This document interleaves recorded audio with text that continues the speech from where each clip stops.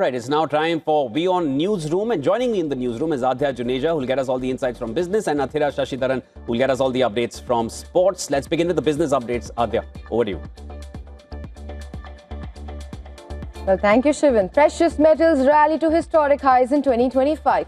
But one asset expected to rally all year under Trump had a rather volatile end. Now, Bitcoin is on track to post its first annual loss since 2022, down over 6% this year, after peaking above $126,000 in the month of October. The cryptocurrency fell sharply following US tariff announcements, triggering $19 billion in liquidations. Analysts note Bitcoin now moves more like a risk asset, closely tracking stock market trends as institutional and retail adoption grows. Despite the volatility, Trump's personal stake in crypto continues to grow. Trump media announced plans to launch a new digital token for shareholders. Now, the move follows pro-crypto regulatory wings under Trump, including SEC dismissals and federal rules for stablecoins. Yet, crypto markets are cooling, with Bitcoin down this year, reflecting a broader risk-off sentiment among investors. Speaking of risk, the Japanese yen remained weak in 2025, closing the year around 157 per dollar. Despite BOJ rate hikes, businesses face higher import costs, and industry groups are calling for measures to strengthen the currency.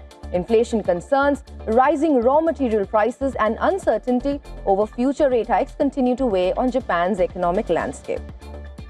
And finally, China will impose a 55% tariff on beef imports, exceeding quotas from key suppliers starting today. Now, the move aims to protect domestic cattle farming amid global shortages and rising prices.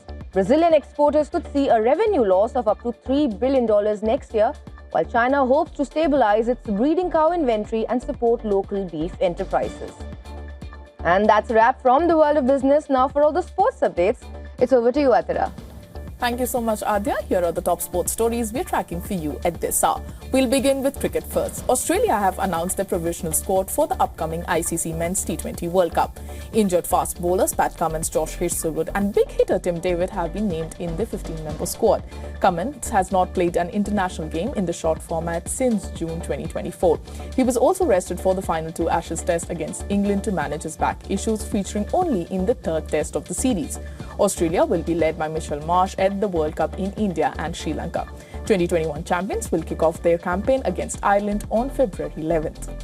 Over in football now, African Cup of Nations holders Ivory Coast beat Gabon 3-2 after mounting a late comeback. The Elephants were 2-0 down by the 21st minute but pulled one back before half-time. It seemed like the champions would fall to their first defeat at the year's tournament as they trailed till the 84th minute. But they equalized with a header to set a frantic finale. Bazumana Touré then completed the turnaround in the first minute of the added time. The win means that Ivory Coast topped Group F on the goal scored ahead of Cameroon, and they will now face Burkina Faso in the last 16 on Tuesday. Lastly, Anthony Joshua has been discharged from hospital in Nigeria days after a fatal car accident that killed two of his close friends. After leaving the hospital, the Briton headed straight to the funeral home where the bodies of his friends were being prepared for repatriation.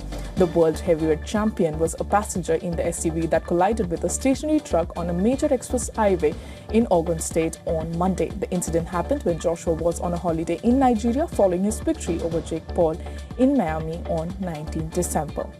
Well, with that, we've come to the end of the sports segment. It's back to you, Shivan.